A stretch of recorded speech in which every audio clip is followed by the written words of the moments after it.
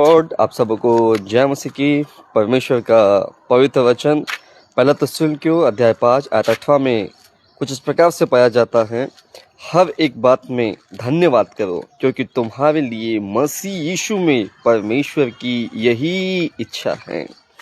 आपने कभी न कभी अपने आप से बात की होगी, परमेश्वर से बात की होगी, परमेश्वर के दासों से पूछा होगा कि मेरे विषय में परमेश्वर की क्या इच्छा है। पहला तिस्सलुनीकियों अध्याय 5 आयत 18 आप पर ये बात प्रकट करता है कि परमेश्वर की इच्छा मसीह यीशु के नाम से यह है कि आप हर एक बात में उसका धन्यवाद करें। दाऊद भी कहता है कि मैं परमेश्वर को धन्यवाद का बलिदान चढ़ाऊंगा क्योंकि वह धन्यवाद के बलिदान से प्रसन्न होता है। दानियल के विषय में हम सुनते हैं कि वो दिन में 3 बार परमेश्वर से प्रार्थना किया करता था और धन्यवाद दिया करता था।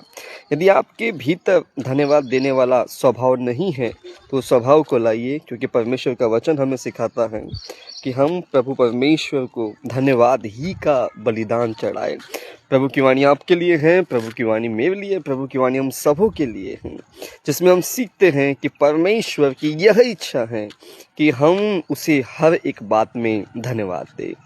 पुराने नियम में हम सुनते हैं निर्गमन की पुस्तक कि लोग परमेश्वर पर बुड़बुड़ाते थे, परमेश्वर के निमित्त बुरी बातें कहते थे, वे धन्यवाद नहीं देते थे। जिस परमेश्वर ने उन्हें मिस्र की गुलामी से निकाला, उन्होंने उस परमेश्वर को धन्यवाद नहीं दिया।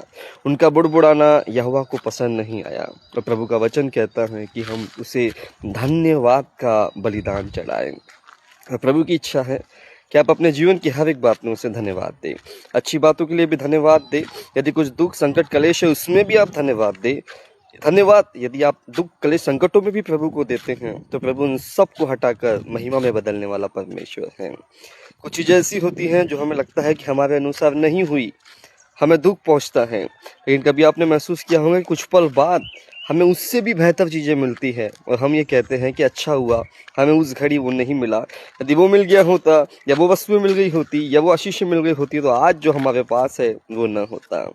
तो प्रभु कहते हैं हर एक बात में हम प्रभु को धन्यवाद दें। प्रभु इस पवित्र वचन से आप सबको आशीष दें।